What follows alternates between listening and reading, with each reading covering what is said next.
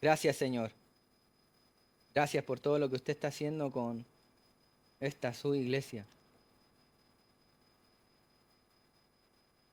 Señor, no somos nadie ni simplemente privilegiados de tu gracia, de tu amor que nos permite el privilegio de ser parte de una iglesia local, y todo esto va apuntando, Señor, a elevar el entendimiento de tu palabra, de los que ya la conocen y de los que no la conocen. Todo esto con el deseo de elevar el concepto de Dios, de Cristo, del Espíritu Santo.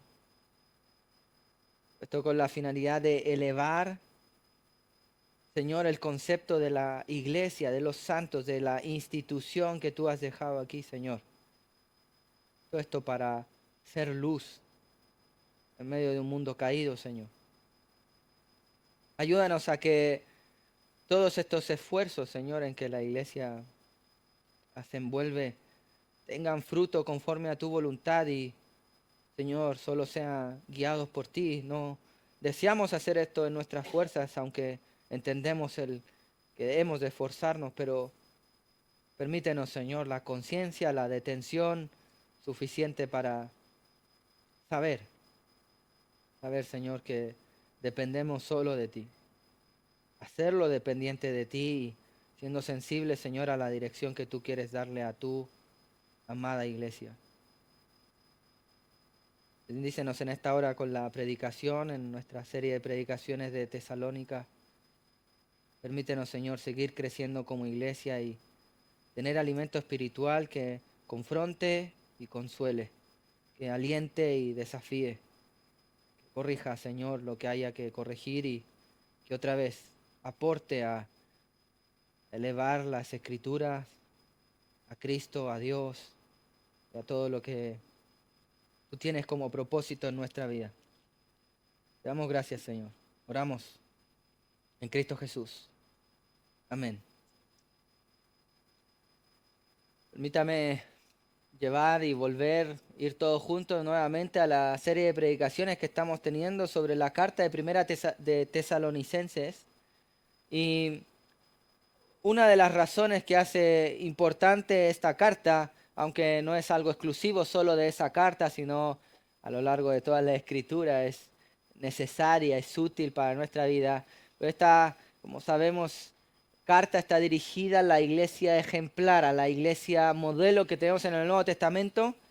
Y esta iglesia ejemplar no fue ejemplar porque tenía condiciones o un entorno ejemplar, todo lo contrario.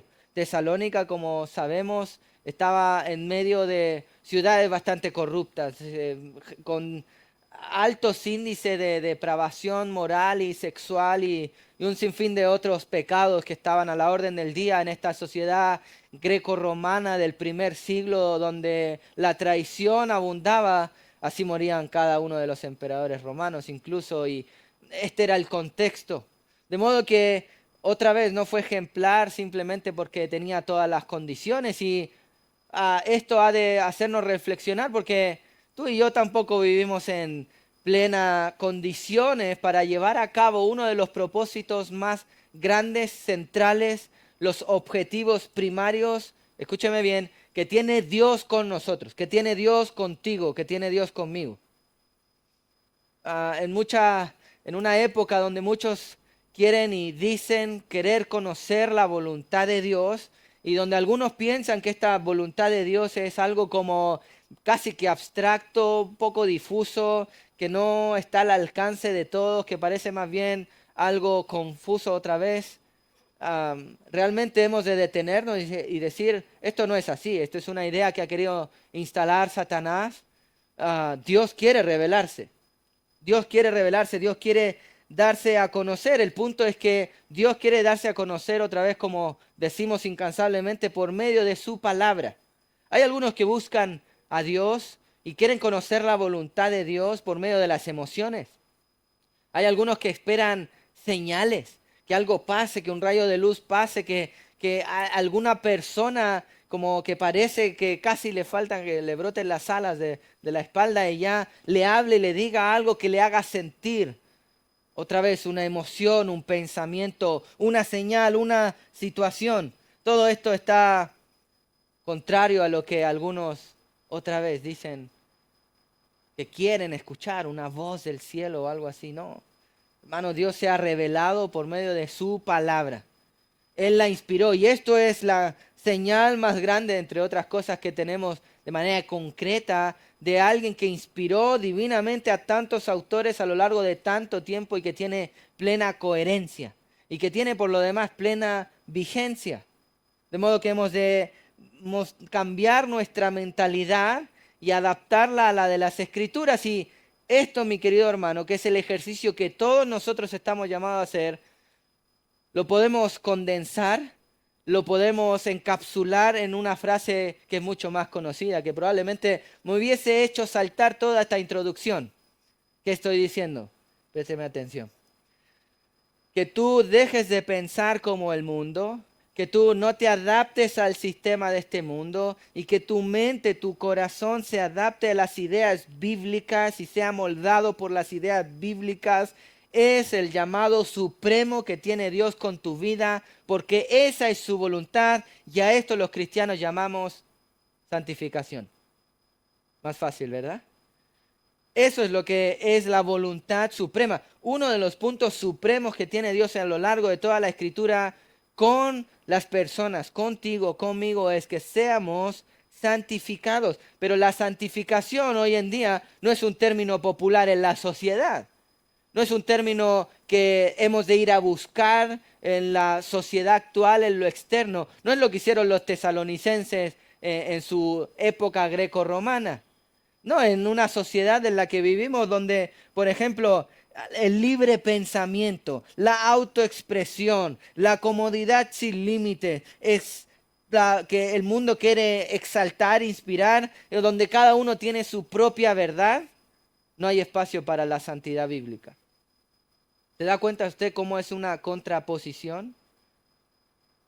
En un mundo donde básicamente todo el mundo te impulsa y hay comentarios que aún algunos cristianos sueltan. Hay que considerarse a uno mismo. Esta idea falsa de la autoestima, esta idea falsa de, aún que algunos usan pasajes bíblicos para decir, no, debo amarme a mí primero antes de amar al resto. ¿Dónde dice eso en las Escrituras? Amarás al Señor, amarás a tu prójimo como a ti mismo, ¿verdad? Está diciendo, no que ese versículo no pone en duda de que tú te amas a ti mismo. El hombre, ese ególatra, es una máquina de ídolos por sí mismo. Busca a sí mismo. El Señor ya da por sentado eso. El Señor está haciendo un llamado a que al mismo nivel que nos amamos, amemos al resto. Es decir, que amemos mucho al resto y lo pongamos como prioridad. Eso es muy diferente, mi querido hermano. Eso es muy diferente a lo que el Evangelio propaga. Y por supuesto existen cláusulas del respeto, cláusulas del cuidado personal, pero esto es en Cristo. Él es el que lo ha de ejecutar en nuestros corazones. Y la manera de estar protegidos, de estar cuidados de todas estas influencias del mundo, otra vez, ¿qué es? Sino la santificación, sino la santidad, es decir, apartar tu mente y corazón de todas estas ideas externas a la palabra del Señor, para que tu mente que persevera en el Señor sea protegida y guardada en Cristo. Tú guardas en perfecta paz a quienes en ti se mantienen pensando, Isaías. Filipenses 4 también nos dice esto, ¿verdad? Que hemos de poner nuestra mente en el Señor y Él la protege, Él la cuida. Él le da no solo la paz, sino que está hablando de una paz superior, no como el mundo la da, que es superficial, sino una paz del alma, una paz que sobrepasa todo entendimiento, que una paz que es inexplicable, que se llama paz con Dios, como dice Romanos 5:1. Ahora, tenemos todo esto porque y la introducción y toda la vuelta de a separarnos del mundo para ser y dedicarnos en la palabra del Señor, a buscar la voluntad del Señor, que la voluntad del Señor es la santificación, porque básicamente eso es lo que les está exhortando Pablo a los tesalonicenses en el capítulo 4 de Primera de Tesalonicenses. Estaremos considerando en esta mañana del versículo 1 al versículo 3a. Del versículo 1 al versículo 3a, aunque vamos a tener la lectura del párrafo completo hasta el versículo 8. Primera de Tesalonicenses capítulo 4, versículos del 1 al 8 dice así: Por lo demás, hermanos, os rogamos y exhortamos en el Señor que de la manera que aprendisteis de nosotros, como os conviene, conduciros y agradar a Dios, así abundéis más y más. Porque ya sabéis que instrucción os dimos por el Señor Jesús, pues la voluntad de Dios es vuestra santificación, que os apartéis de fornicación, que cada uno de vosotros sepa tener su propia esposa en santidad y honor, no en pasiones de concupiscencia como los gentiles que no conocen a Dios, que ninguno agravie ni engañe en nada a su hermano, porque el Señor es vengador de todo esto, como ya hemos dicho y testificado, pues no nos ha llamado Dios a inmundicia, sino a santificación. Así que el que desecha esto, no desecha a hombres, sino a Dios, que también nos dio su Espíritu Santo. Tenemos aquí un pasaje, mi querido hermano, en donde Pablo claramente está hablando del llamado que los cristianos, aún esta iglesia ejemplar, había de seguir persiguiendo y buscando. Hemos visto en el capítulo 1 las evidencias que tenían los tesalonicenses de ser salvos. Pablo mencionó por lo menos 5 evidencias diferentes. En el capítulo 2 vimos cómo fue el ministerio de Pablo con los de tesalonicenses, de modo que vimos un ministerio exitoso, siervo fiel, un ministerio fiel, etcétera, etcétera, cómo debía de ser el cuidado. Y en el capítulo 3 estuvimos viendo básicamente cuidado espiritual, cómo ha de ejecutarse este cuidado espiritual fiel, y también cómo hemos de tener y perseverar en este cuidado espiritual, si no es otra cosa que teniendo esperanza santa en que Cristo viene. Esta es su obra. Y así llegamos al capítulo 4, mi querido hermano, donde Pablo va a dar y está dando instrucciones concretas, llamados prácticos. En otras palabras, una exhortación directa, como dice ahí el versículo 4, fijémonos bien. Dice así: por lo demás, hermanos, os rogamos, y ese es el tono, y exhortamos en el Señor Jesús.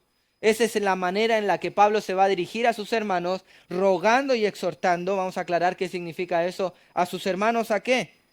¿A qué? Mi querido hermano, en este sermón, del versículo 1 al versículo 3, veremos 3 cosas o 3 elementos que definen, que clarifican nuestro llamado a la santidad. 3 cosas que definen. Así es, así debe ser nuestro llamado a la santidad. Es decir, el llamado que tú y yo debemos atender. ¿Por qué? Porque es el llamado supremo de Dios para la vida del creyente. ¿Qué quiere Dios con tu vida? ¿Cuál es la voluntad? Te lo dejamos claro. Este texto nos lo deja muy claro. Que seas santo. Pastor, esto es imposible. Sí, para ti ya no nos cabe duda. Tranquilo. Pero esto es imposible, es posible en el Señor. ¿Cómo termina este versículo? Versículo 8, que en el párrafo que leímos, Dios nos dio el Espíritu Santo. Así es como termina esta idea. Aclararemos y avanzaremos ahí, pero veremos 3 elementos, 3 cosas, 3 detalles, o más que detalles, que definen nuestro llamado a la santidad. Y el primero de esto es que el llamado a la santidad es, fíjese en esta definición, un mandato urgente y no una sugerencia. Es un mandato urgente y no una sugerencia, fijémonos bien. Dice: por lo demás, hermanos, después de toda esta descripción que he hecho de ustedes, del ministerio, de cómo hemos de cuidarnos, Pablo va y le dice: os ruego y exhortamos. Ahora, este ruego no es que te está suplicando, por favor, si quisieras. No es que te esté pidiendo permiso o te esté dando una sugerencia para decirte: ¿qué tal si en este contexto eres santo? No, está diciendo: os rogamos, está poniendo el tono. Pablo siempre tenía esta manera de presentarse y es una palabra común. Está diciendo: es una petición suprema. Cuando alguien le ruega a alguien, te está diciendo: no faltes a este mandato supremo. Ten esto muy alto en tu mente. Y por si fuera poco, dice: exhortamos. ¿Y qué significa exhortamos? Exhortamos significa te desafío, significa te reto, significa te animo, significa te corrijo, significa te impulso. Este es el tono en el que Pablo está diciendo esto, pero no es solo Pablo, es el propio Espíritu del Señor, inspirando a Pablo a decirle al cristiano para que él entienda que el llamado a la santidad es un mandato urgente, ahora, aquí. ¿Qué tienes que hacer tú sentado en esta silla ahora? Santidad. ¿Qué es esto? Apartar tu mente de lo vano y dedicar tu mente a lo eterno. ¿Qué tienes que hacer tú en esta hora? Sacar de tu mente que si almuerzo, que si quehaceres, que si cuentas, que si problemas, y qué tienes que hacer tu mente ahora. Señor, háblame. Santificación. Ese es el llamado, así de urgente es. No solo te estoy dando herramientas para cuando termine el servicio, cuando vayas al día lunes al trabajo, por supuesto. Pero esto es tan urgente que cada cristiano ha de hacerlo aquí, ahora, presente. Esto no es una sugerencia, esto es un mandato supremo. Al punto que Pablo lo pone en ruego y exhortamos. Ahora este ruego y exhortamos no es simplemente porque queremos mucho al apóstol Pablo. El apóstol Pablo no apela a la emocionalidad ni a la conexión que tenía, que claramente tenía con sus hermanos.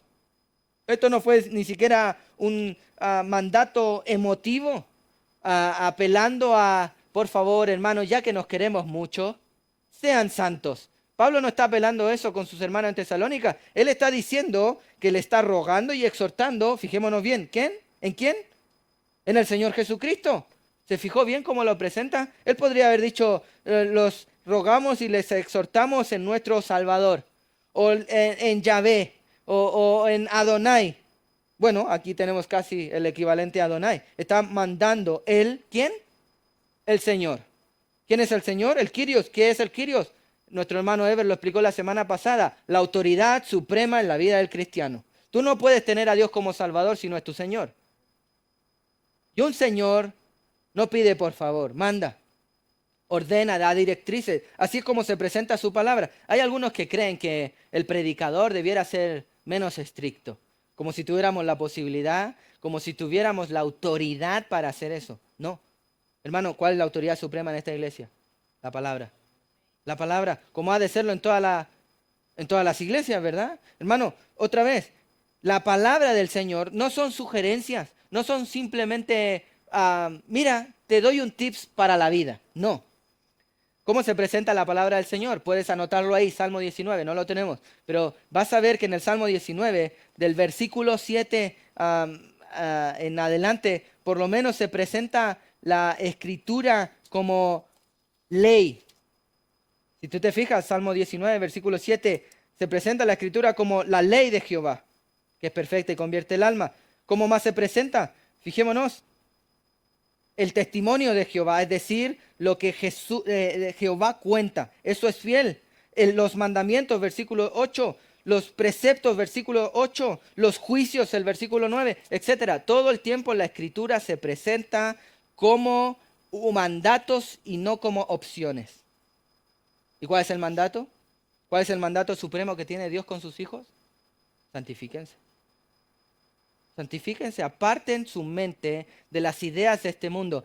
Lo que cada cristiano debe hacer, en otras palabras, es cuestionar cada una de las ideas que tienes en tu mente y preguntar, ¿esta mente viene de mi propio criterio, de mi propia crianza, de mi propio ombligo, o esta idea viene de la palabra del Señor? Y cuando examines y pongas toda idea a ese escáner, ¿qué debes hacer? Las que no son del Señor, ¿qué debes hacer el cristiano? Desecharlas. ¿Para qué? Para santificarnos a las ideas que sí son del Señor. Hermano, esto es lo que de hecho deben hacer todos los cristianos. Pablo no fue el único que dijo esto. Tenemos un versículo muy claro en Primera de Pedro. Acompáñenme ahí. Primera de Pedro, capítulo 1. Primera de Pedro, capítulo 1, versículo 13 dice, por tanto, después de haber hablado de la aflicción, Pedro, dice, ceñid los lomos de vuestro entendimiento, sed sobrio y esperar por completos en la gracia que os traerá cuando Jesucristo sea manifestado. Gracia que tú y yo vivimos en este plano. Versículo 14, como hijos obedientes no os conforméis a los deseos que antes teníais en vuestra ignorancia, sino como aquel que os llamó es santo, sed también vosotros santos en toda vuestra manera de vivir. La razón, versículo 16, porque escrito está, sed santos porque yo soy santo, ¿te fijas? ¿Qué está diciendo aquí Pedro? Pedro está diciendo, por tanto, es decir, a causa de todas las aflicciones que vivimos en este mundo, los primeros versículos del capítulo 1, a causa del fuego que hemos de pasar y ciertas aflicciones, ¿qué debe hacer el cristiano? A causa de vivir en una sociedad caída y destruida, ¿qué debe hacer el cristiano? Por tanto, la consecuencia o lo que se espera, el comportamiento del cristiano es que ciña los lomos de vuestro entendimiento. ¿Qué significa esto? Esta es una expresión muy cotidiana que está usando Pedro. Ceñir los lomos significaba cuando un judío se tomaba la túnica, la agarraba con sus manos, básicamente hacía una especie de pañal con sus piernas para poder levantar las rodillas y entrar al agua y poder correr. Cuando alguien se señala los lomos es básicamente porque va a entrar al agua o porque va a correr o porque tiene prisa y necesita caminar con más movimiento de pierna. Se agarra a las vestiduras, se agarra de ahí para poder, se sujeta para poder ir con más firmeza en el paso. ¿Qué está diciendo aquí? Agárrense de los lomos, pero ¿de qué? ¿De qué nos agarramos? Del entendimiento. ¿Qué entendimiento? De la palabra del Señor. ¿De qué se debe agarrar el cristiano para ser santo? De la palabra. Mi querido hermano, tú no vas a poder ser más santo, tú no vas a poder amoldar correctamente tus ideas si no conoces las ideas bíblicas, si no conoces, si no tienes mínimo entendimiento de lo que Dios quiere y espera para tu vida. Hermano, y esto es crítico. Hermano, probablemente podríamos detenernos solo en este punto del sermón y estar ahondando y ahondando. Este es el problema más grave de la iglesia del Señor. Ay, ¿por qué dices eso? Y no solo estoy hablando de la iglesia universal, estoy hablando de palabra fiel. Estoy hablando aquí de la iglesia en Pedrezuela. Una de las razones por las que los cristianos caen más y más en pecado, ¿por qué? Es porque no entienden la palabra del Señor. Es porque siguen creyendo que sus ideas y se aferran y abrazan sus ideas, se ciñen de los lomos de su propio entendimiento y no se sujetan, no se amoldean, no se rinden, no se doblegan ante las ideas de la palabra del Señor. Ahora, ¿tú por qué dices esto? ¿Que acaso nos conoces a todos? No, yo no, pero Dios sí. Y esto es lo que dice Dios, Oseas 4:6. Mi pueblo se pierde por falta de entendimiento, de conocimiento, es decir, de las ideas que el Señor quiere. Que debe hacer el cristiano, por tanto, agarrarse no de su propio entendimiento. ¿No le suena esto a no seas sabio en tu propia opinión? Por supuesto, ¿y qué debe hacer el cristiano, por tanto? Ceñirse los lomos del entendimiento, sed sobrio, es decir, pensar con claridad. Eso es sobriedad. Un ebrio que piensa, no piensa claramente, piensa condicionado por el alcohol. Bueno, muchos cristianos piensan condicionados por las ideas de este mundo, por las ideas de papá, por las ideas de mamá. Con mucho respeto a papá y mamá, si no son de la palabra del Señor, no las aceptamos. Como esperamos que tus hijos no acepten las ideas tuyas que no son de la palabra del Señor. Qué rebelde eso. He de enseñarle a mi hijo esto. Dios es santo y perfecto, no yo. Si quieres proteger a tu hijo, enséñale que siga los caminos del Señor. ¿Te das cuenta? Sed sobrios, esperando otra vez, fijémonos, por completo en la gracia, esta gracia que se ha manifestado en modo de conocimiento de la palabra del Señor, que ha producido fe, que nos ha llevado a Cristo, que se traerá cuando Jesucristo sea manifestado. Jesucristo fue manifestado y será manifestado también en términos plenos. Hermanos, llegará un día en que estaremos con pleno conocimiento de nuestro Señor, tendremos plena intimidad de nuestro Señor, ya conoceremos todo, estaremos viendo a nuestro Señor, de modo que, consecuencia, habla plena santidad. Ya no batallaremos con el pecado, eso es lo que promete nuestro Señor. Ahora, habiendo agarrado este conocimiento, ¿qué debe hacer el cristiano? Ser obediente. Versículo 14, fíjese usted. ¿Qué debe hacer? Como hijos obedientes, no como hijos desobedientes. Y este es el punto, parece ser que Cristo tiene hijos desobedientes. ¿Debiera tener Cristo hijos desobedientes? ¿Dios hijos desobedientes? ¿Debiera haber una iglesia desobediente al mandato y la palabra del Señor? ¿Debes ser tú desobediente al Señor? Mira, te voy a decir algo, puedes, solo por un periodo de tiempo limitado. Porque un día el Señor se manifestará y doblará toda rodilla, aun de los que no quiere. Puedes ser desobediente al Señor, es algo que Él permite, pero nadie te salva de las consecuencias. Eso es algo que también el Señor permite. Como hijo obediente, no os conforméis, esta palabra, no amoldéis, no toméis la forma de los deseos que antes teníais en vuestra ignorancia, es decir, en los deseos que teníais cuando no conocían la palabra del Señor. Mi querido hermano, querida hermana, si tú estás conociendo la palabra del Señor, te digo, es un privilegio, pero estás adquiriendo una responsabilidad. ¿Qué? ¿Por qué? Vas a tener que obedecerla. No tienes escapatoria, porque el mandato es a no conformarte a los deseos de la ignorancia de Cristo, de la ignorancia de cuando estamos en el mundo, de cuando no conocíamos la verdad que liberta del pecado. Ahora conoces la verdad que liberta del pecado, ¿qué debe ser? Obediente, obediente. ¿Y cómo podemos ser obedientes? Versículo 15. Lo contrario, sino como aquel que os llamó es santo, ¿quién nos llamó? Cristo, Dios. Es su llamado, es su salvación. Él nos ha traído hacia Él. Él es santo. También nosotros debemos ser santos, escuche bien, en toda su manera de vivir. No solo en algunas áreas. No solo el domingo por la mañana. Tus negocios deben ser santos, tu corazón debe ser santo, tu matrimonio debe ser santo, tu relación con toda la sociedad debe ser santo. ¿Se da cuenta? Esto es un llamado pleno, no parcial. Toda vuestra manera de vivir. ¿Pero y por qué?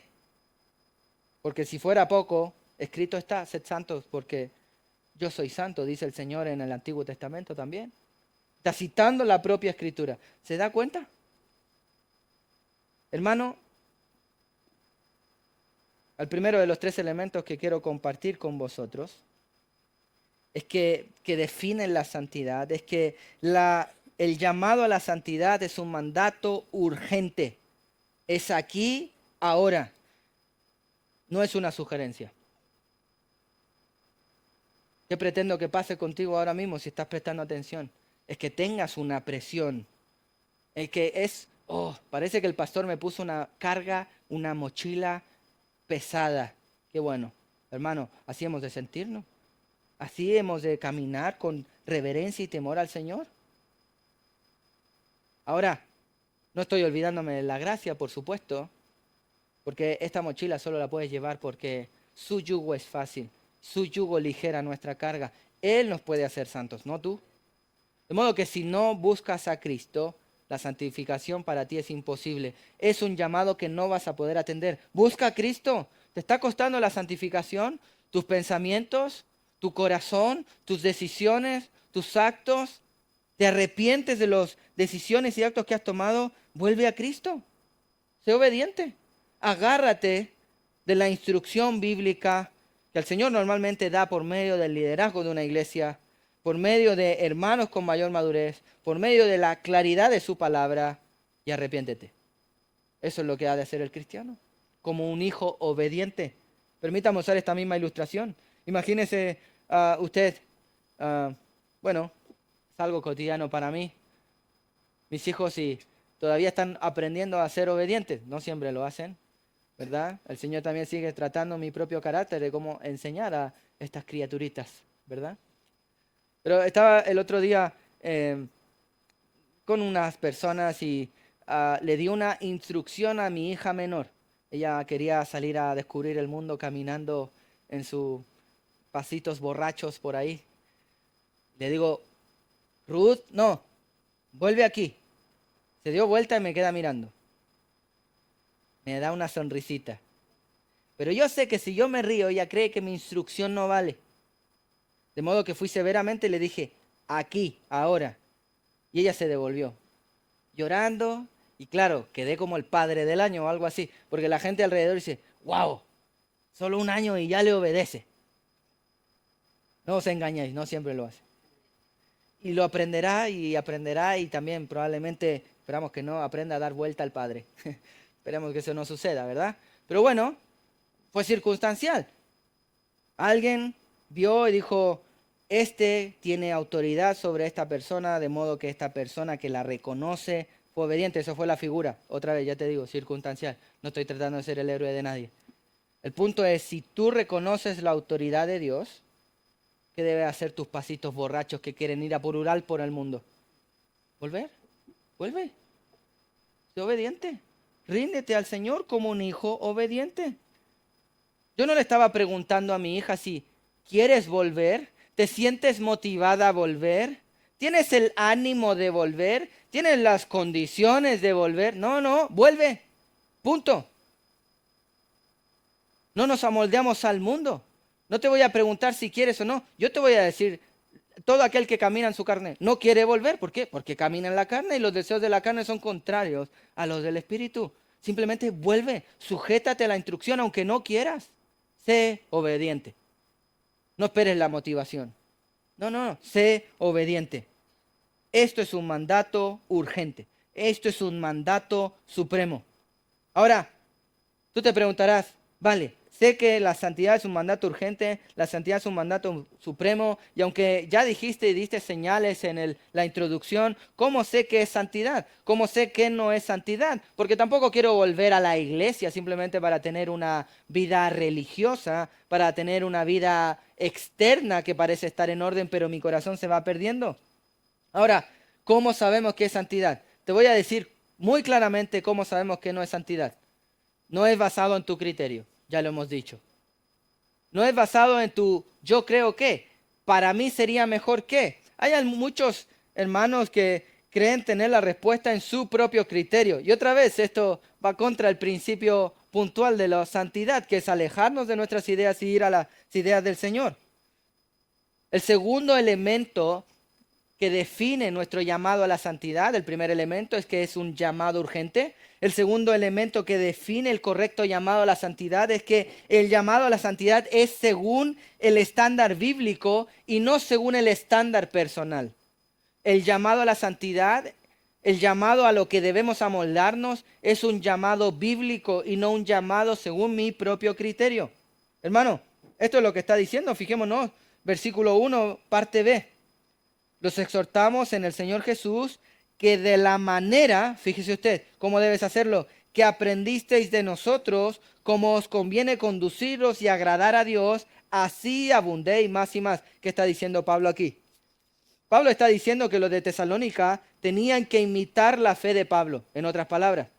Pablo llegó a decir eso, sed imitadores de mí como yo soy de Cristo. Ahora, no está centrado la figura en Pablo, está centrado la figura en Dios, en cómo hemos de imitar la fe de Dios. Y hermano, esto es lo que Pablo había hecho. Pablo ya lo mencionó. Si vas rápidamente al capítulo 1, versículos 6 y 7, vemos cómo, y tuvimos la predicación de estos dos pasajes de un testimonio bíblico ejemplar. Dice así, vosotros vinisteis a ser imitadores de nosotros y del Señor. ¿Se fija? Pablo nunca se pone con él en el centro. Siempre si alguien lo imitaba a él, que imitara lo bueno, imitara lo del Señor, recibiendo. ¿Y cómo habían hecho esto? Recibiendo la palabra en medio de gran tribulación. De modo que ellos habían llegado a ser ejemplo en toda Macedonia y Acaya. Versículo 7. Esta no fue la única parte. Si tú vas al capítulo 2, él comienza así diciendo, porque vosotros mismos sabéis, hermanos, de nuestra visita a vosotros no resultó vana. Y empieza a describir cómo Pablo, Silvano y Timoteo se habían comportado con ellos de manera genuina, enseñaron no por ganancias deshonestas, habían sido siervos ejemplares. Hermano, el llamado a la santidad es según el estándar bíblico. Ahora, ¿cuál es el estándar bíblico? ¿Santidad? ¿Santidad? ¿Quién ha de modelar? ¿Quién ha de mostrar este llamado? El liderazgo de una iglesia. Los líderes. Los líderes son los encargados de graficar por medio de sus vidas cómo se ha de vivir. Sí, me apreté bien la corbata hoy. Hermano, ¿cuál es el estándar? ¿Cuál es el estándar? La santidad es un estándar bíblico. ¿Qué estándar pone? ¿Quién debe mostrar? ¿Quién debe ser un ejemplo visible, concreto, palpable de cómo la gente debe vivir? El liderazgo de una iglesia. Esto es lo que nos está diciendo Pablo. Cuando él dice, de la manera que aprendiste de nosotros, él, el líder, Pablo, quien había ido a plantar la iglesia, así les conviene conducirnos, siguiendo para que podamos tener la misma autoridad que tiene Pablo, es decir, ser imitadores de mí como yo lo soy de Cristo. Esto es lo que dice Pablo en Tito, capítulo 1, versículos del 5 al 9. Estuvimos estudiándolo como iglesia. los requisitos no negociables para ser el líder de una iglesia, entre otras cosas, es que seas, versículo 5, irreprensible. Versículo 6, irreprensible. Mismo versículo, marido de una sola mujer, es decir, pureza de corazón. Este versículo también dice que debemos tener un probado liderazgo familiar, hijos en sujeción, hijos creyentes. Timoteo también lo hace. Si no gobernamos nuestra casa, ¿cómo vamos a gobernar a la iglesia? ¿Cómo vamos a ejemplificar a la iglesia? ¿Verdad? Teniendo un carácter aprobado, versículo 7, versículo 8. Y también cómo, siendo capaces de enseñar la palabra del Señor de manera fiel. De manera fiel, versículo 9. Ahora, enseñar la palabra del Señor de manera fiel implica dos cosas. ¿Dónde podemos ver esas dos cosas? Capítulo 2 de Tito, versículo 1. Pero tú habla lo que está de acuerdo a la sana doctrina. La palabra que usa ahí es habla, no solo predica, sino que sea cotidiano, que nuestros diálogos sean la palabra del Señor. ¿Qué cosa? Sana doctrina, higenao, didáscalo, higenao limpio, didáscalo, didáctico, que tiene que ver con enseñanza, doctrina. Eso es lo que ha de hacer un líder, enseñar con claridad en su diálogo, en su día a día. Ahora, esto no lo es todo, esto es solo parte de la enseñanza, es decir, tener una capacidad de enseñar la palabra del Señor con claridad. ¿Qué más debe hacerlo? Fijémonos cómo esto es un sándwich, cómo Pablo está amarrando esto a Timoteo. Versículo 7, tú tienes que hacer todo esto. Le da instrucciones a los ancianos, a las ancianas, a los jóvenes, a las jovencitas. Dile esto, versículo 7, presentándote tú en todo como ejemplo de buenas obras. ¿Cómo tiene que hablar la sana doctrina? Así, presentándote como ejemplo de buenas obras, enseñando, mira, mostrando integridad, mostrando seriedad, versículo 7. ¿Te das cuenta? ¿Cómo hemos de enseñar? Ahora, hermano, para que podamos llegar a decir, imítame a mí, tú debes ser un ejemplo de conocimiento y vida práctica de Dios. Esto es lo que ha de hacer un liderazgo en una iglesia. Esto es un llamado no negociable. Ahora el punto es esto. El punto es esto. Vamos a decir así. Yo estoy poniéndome la soga al cuello, pero déjame traspasarla a ti ahora mismo. El punto es lo siguiente. Yo no soy el líder de tu esposa. Yo no soy el primer sacerdote de tu esposa, querido varón. Querida mujer, yo no soy el primero que debes atender. No. Y te sujetas a tu marido, no porque él es bueno o malo, sino porque te sujetas a Dios. Querido joven, yo no soy tu papá. No. ¿Y por qué estoy diciendo todo esto? Porque cada uno de nosotros somos los líderes de nuestro hogar. Somos los líderes de nuestra propia vida espiritual. Hermano, nosotros los pastores velamos por las almas de todos, sí, pero no tengo responsabilidad de tomar decisiones por ti. Eso debes hacerlo tú. Cada uno de nosotros. Enséñate a ti mismo. ¿Cómo? Conoce la palabra del Señor y vívela. ¿Para qué? Para que también podamos traspasar esto de generación en generación a nuestros hijos. Todos en algún grado lideramos algo. Has de liderar tu alma. ¿Te das cuenta? Hermano, el llamado a la santidad debe amoldarse al estándar bíblico. El estándar bíblico lo muestran, en primer lugar, los líderes de una congregación, pero la iglesia es el líder y debe ser el líder espiritual de toda la sociedad. De modo que la iglesia debe ser columna y baluarte, el estándar, la cara gráfica de santidad aquí en la tierra. ¿Cómo debes comportarte? Para hacer luz en medio de las tinieblas, ¿qué debes hacer? Ser santo. ¿Es así como se hace? Juan 13:15, por si cabían dudas. El líder supremo de nuestra fe ni siquiera es Pablo. ¿Quién es? Cristo. Cristo diciendo después de haberla dado a los pies, porque ejemplos he dado, para que como yo he hecho, vosotros también hagáis. ¿A quién está siguiendo? ¿Qué pisada está siguiendo? Mira, hemos dicho que somos fábrica de ídolos. Tú adoras aquello, tú te vas a parecer a aquello que adoras. Si hay un adolescente que le gusta mucho, sé yo, Michael Jackson, va a querer tener calcetines blancos, zapatos negros, o algo así, ¿verdad? Caminar hacia atrás y capaz que cambiar el tono de su piel y lo que fuese. Normal, normal. ¿Ve la sociedad? ¿Qué zapatillas venden?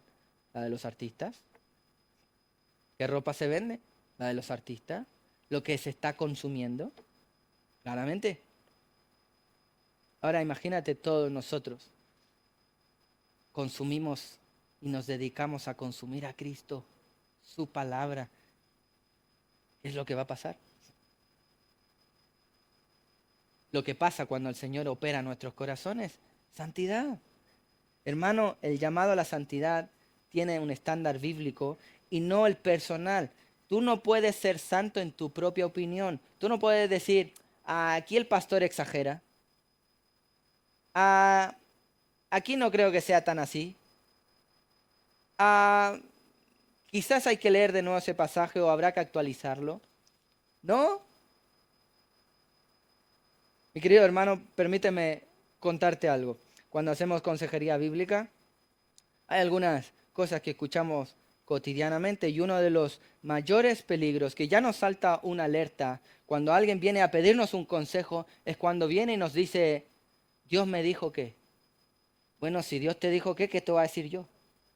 Ya te habló Dios, ¿verdad? Yo no soy mayor que Dios. Si Dios te dijo, pues, me explico. Si ya vienen con esa predisposición, pues ya vienen casi con el asunto zanjado. Casi como para pedir oración por su propia decisión. Entonces no está pidiendo un consejo, ¿verdad? Es una de las cosas que hemos de batallar. Porque mucha gente cree que lo que ellos creen es santo, sin consultar la palabra del Señor. ¿Cuál es nuestro deber? Decir, mira, abrir la escritura y mostrarte qué es lo que realmente dice el Señor. Si estabas pensando en eso, gloria al Señor. Eso no viene de ti, viene el Espíritu Santo trabajando en tu mente. Pero si eso no es así, vamos a tener que confrontarlo, porque es nuestro deber. Porque el estándar de la llamado a la santidad debe ser bíblico y no basado en nuestro propio criterio. ¿Se fija usted? ¿Se da cuenta usted? Eso es lo que hemos de hacer. Estamos buscando cambiarnos de local. Entonces, aunque tenemos plena libertad en decidir esta habitación aquí, esta pared o tabique aquí, esto acá, etcétera, para todo esto necesitamos un arquitecto. Hemos estado en muchas reuniones con un arquitecto. Oramos por su vida, que el Señor traiga salvación también a él, ¿verdad? Pero imagínate, ya está todo hecho, estos planos que deben cumplir con una normativa, tiene que presentar nuestro arquitecto personal al arquitecto del pueblo para que haya un consenso y digan, sí, cumple con todos los estándares. Entre paréntesis, después de una paga de impuestos, ¿verdad? Cierra paréntesis, detalle nada más. ¿Verdad? Entonces imagínate, está todo ahí el arquitecto. El arquitecto presenta el plano. ¿Qué es el plano? Las directrices. El plano es el estándar. El plano es lo que se va a hacer, en el criterio que se va a hacer, cómo se va a hacer, con los materiales que se va a hacer. ¿Cuál es el plano? ¿Cuál es el criterio? ¿Cuál es el estándar? ¿Cuál es la manera de que el cristiano debe ser santo? No es el mundo. Yo te voy a mostrar nuestro plano, nuestras directrices. Lo que debemos homologar es la palabra del Señor. El arquitecto, por muy arquitecto que sea, no puede llegar y simplemente mostrar el plano y decir, bueno, ahora vamos a hacer lo que yo quiero. No simplemente puede ir, mostrar un plano y después cambiamos toda la ejecución del programa. Eso nos va a traer un problema severo y grave. Pues asimismo, te va a traer un problema severo y grave si tú crees que la santidad es algo diferente a lo que Dios postula. Y te voy a decir, no va a ser la paga de un impuesto, va a ser la paga del impuesto eterno probablemente llamado infierno. Hermanos, el plano, la directriz, la guía es la palabra del Señor, el sumo arquitecto de la santidad. ¿Se da cuenta? Hermano, la primera definición de nuestro llamado a la santidad es que es un llamado urgente, no una sugerencia. El segundo elemento que define la santidad de nuestro llamado a la santidad es que el llamado a la santidad es según el estándar bíblico y no el estándar personal. Y si la santidad no se mide por palabras, entonces, si la santidad está en el estándar de la palabra del Señor, la santidad, como dijimos en el comienzo, no puede ser algo que buscamos de manera parcial, secundaria, o como uno de los objetivos de nuestra vida. No, hermano, el llamado a la santidad es un llamado supremo. El tercer elemento que define nuestro llamado a la santidad es que la santidad es la prioridad suprema del cristiano y no una de sus tantas prioridades. Es y debe tener, si tú ya eres cristiano, debe tener un puesto exclusivo, alto, álgido. No hay otra cosa más importante en tu vida que buscar la santidad. Hermano, no hay otra, tú no debes buscar más trabajo que la santidad. Tú no debes buscar más estar bien con tus familiares que la santidad. No, buscar la santidad te va a llevar a todo esto. ¿Y por qué dices eso? Mateo 6, buscamos el reino de Dios y su justicia y Él alinea todo. ¿Qué debes hacer tú? Alinearte a Dios, buscar la santidad. Eso es el reino del Señor y su justicia. Hermano, en su reino nadie va a entrar, nadie. Eso es lo que nos dice Hebreos 12:14. Si la paz con todos, buscamos la paz con todos y la santidad, sin la cual nadie verá al Señor. Eso es la prioridad suprema. Eso es el reino del Señor. El reino del Señor para nosotros los cristianos ya comenzó aquí en la tierra, con santidad. El llamado a la santidad es la prioridad suprema. Fijémonos, versículos 2 y 3. Porque ya sabéis qué instrucciones os dimos otra vez por la autoridad máxima, el Señor Jesús. Versículo 3. Por si habían dudas. Por la voluntad de Dios es vuestra santificación. ¿Qué es la voluntad de Dios? ¿Qué es lo que Dios quiere? ¿Quieres agradar a tu Señor? ¿Quieres hacerle sonreír? Sé santo. Apártate del mundo. Hermano, el cristiano debe andar buscando las fiestas, tener el comportamiento de todo esto como el mundo lo hace. No. Si el Señor está en nosotros, si como dice el versículo 8 más abajo, el Espíritu Santo está en nosotros, somos una clase distinta, somos un pueblo distinto, somos una raza diferente. El llamado a la santidad es el llamado supremo del cristiano. Debe ser lo que tu mente más piensa durante el día. ¿Cómo agradas al Señor? Lo que comes agrada al Señor. Lo que consumes agrada al Señor, lo que ves. La música que escuchas agrada al Señor. Las palabras que dices agrada al Señor. Ese pensamiento está agradando al Señor. Ay, pastor, qué extremo. Extremo nada. Hermano, el Señor es santo. No se mezcla con ningún pensamiento, ninguna cosa que no sea pura. Ese es el estándar que debemos llamar. Pero, ¿qué extremo? Pero si ya te dije el punto anterior, el estándar no es el humano, el estándar es bíblico y la palabra del Señor es santa. Por eso que entre otras cosas permanece para siempre. Todo lo que toca el pecado es destruido, pero todo lo que es santo es eterno. Su palabra permanece para siempre porque es santa. Mateo 6:33, lo conocéis de memoria. Buscad primeramente el reino de Dios y su justicia. ¿Qué debes buscar? Primeramente, como prioridad máxima, el reino del Señor. Y te digo, el reino del Señor es santo. Hebreos 12:14, lo mencioné, seguir la paz con todos, la santidad, sin la cual nadie verá a Dios. 2 Corintios 7:1 está llamando Pablo a sus hermanos también a estar perfeccionando la santidad. ¿Cómo hacemos eso? En el temor a Dios. Lo hemos dicho. Hermanos, Romanos 12:1 y 2, presentar vuestros cuerpos como sacrificio vivo. ¿Qué más? Santo. Sacrificio vivo, santo, agradable a Dios. ¿Qué es lo que agrada a Dios? Lo santo. ¿Qué debe ser santo? Tu vida debe ser un sacrificio vivo. ¿Te das cuenta? Santidad, santidad. Hermano, toda tu vida debe girar a santificar tus relaciones, a santificar tu familia, a santificar tus finanzas, a santificar tu corazón, a santificar tus labios, a santidad, santidad, santidad. Esto es lo que hemos de buscar. Esto es para lo que debes vivir. Si tú eres un cristiano, para esto debes vivir. Hermano, tristemente, la sociedad nos engaña y nos seduce con tantas cosas. Hoy, derechamente, podríamos hablar de que hay un ídolo con la comodidad, fomentado por el Amazon y desde el microondas en adelante probablemente. No estamos diciendo que nada de eso es pecado, ¿vale? Pero esto que mucha gente busca como cosa primaria, estar cómodo, estar tranquilo. Hay mucha gente que de hecho se miente y dice, estar en paz. ¿En paz con qué? Si no es en paz con Dios. La única manera que puedes estar tranquilo sin cumplir los mandamientos del Señor es que ni siquiera seas cristiano. Porque claro, no está el Espíritu Santo ahí recriminándote.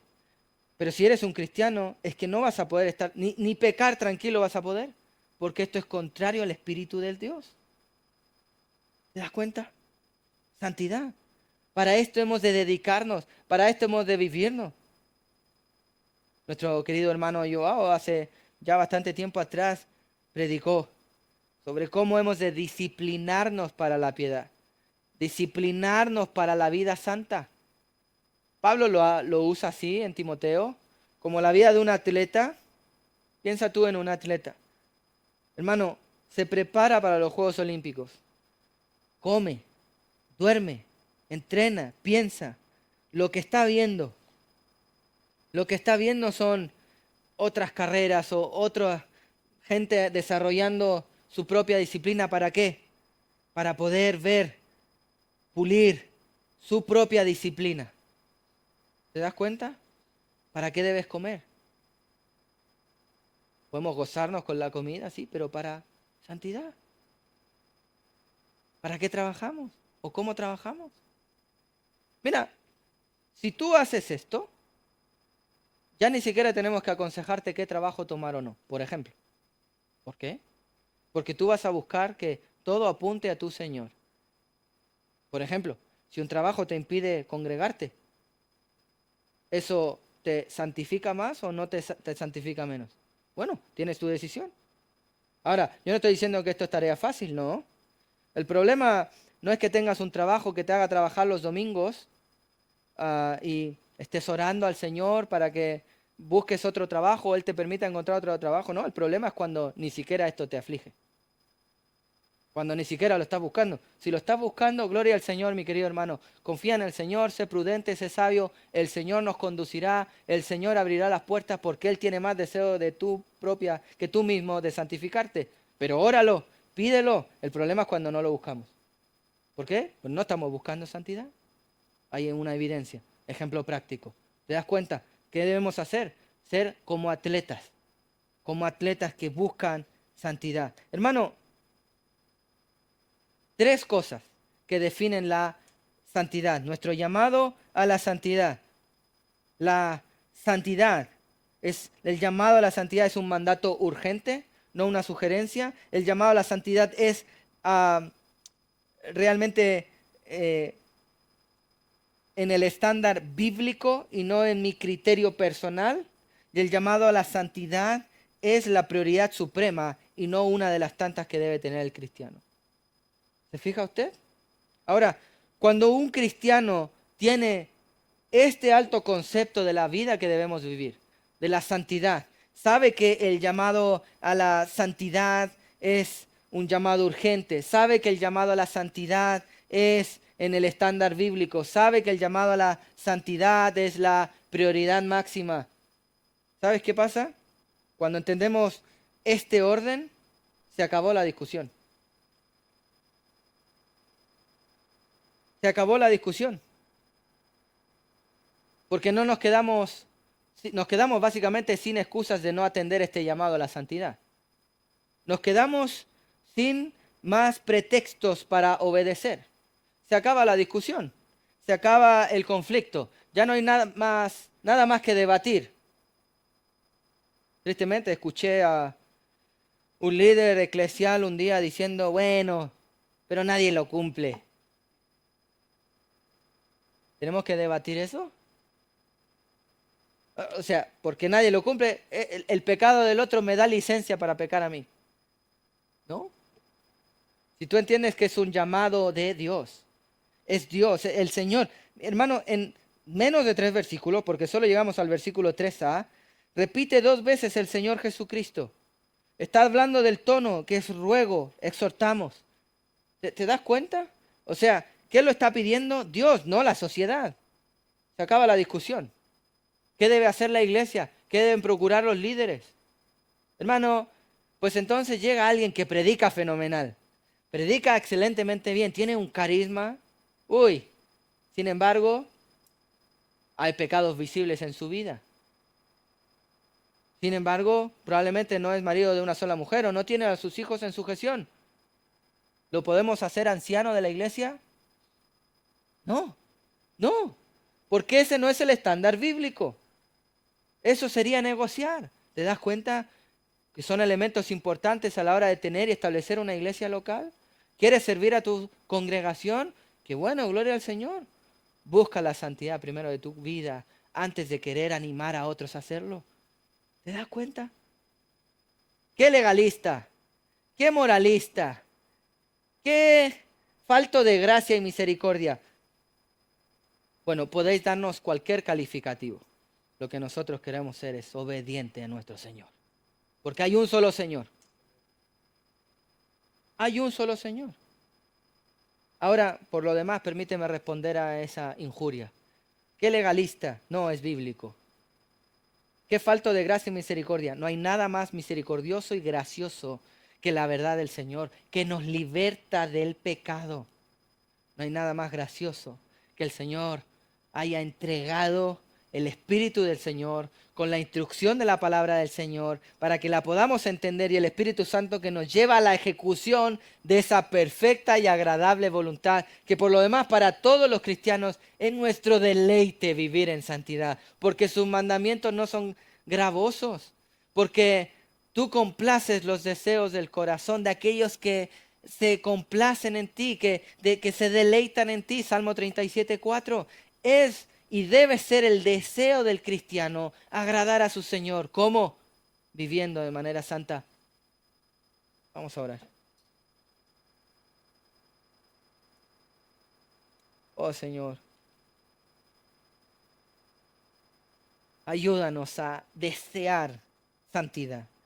Ayúdanos a anhelar santidad. Ayúdanos a atender este llamado que tú haces, que no es la sociedad el que lo hace. Este llamado que no es una sugerencia, sino que es un mandato. Y atenderlo en tu estándar, en tus preceptos, tu palabra.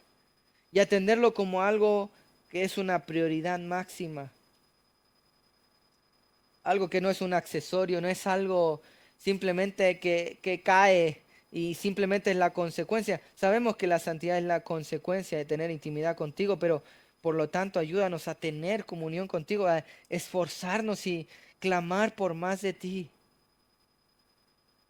Perdónanos, Señor, porque en tantas cosas y áreas de nuestra vida probablemente no hemos estado considerando la santidad, o no hemos estado conduciéndonos en santidad. Corrígenos, Señor.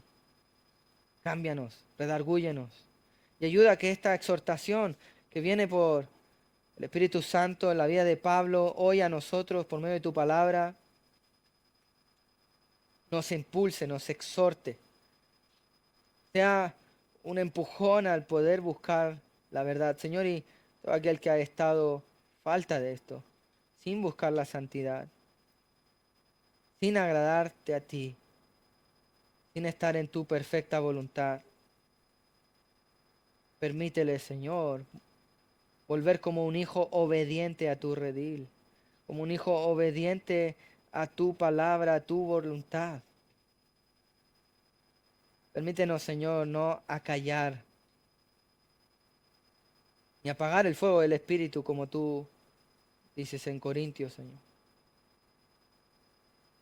sino que podamos atender este llamado a ser santos como tú eres santo, este llamado que tú le haces directamente a tu iglesia y que expresa tu perfecta voluntad. Gracias porque esta voluntad no está oculta, no está escondida ni está revelada en forma de secreto a unos pocos, sino que nos llamas a todos a buscarla, a vivirla y permítenos por tanto también permanecer en ella. Te alabamos por Cristo quien vivió en perfecta santidad, al Cordero 3 veces santo. Ayúdanos a vivir como Él. Levanta entre nosotros, Señor, hombres que puedan ejemplificar y mostrarnos cómo vivir en medio de esta sociedad caída, cómo guardar la santidad. Te glorificamos en Cristo Jesús. Amén.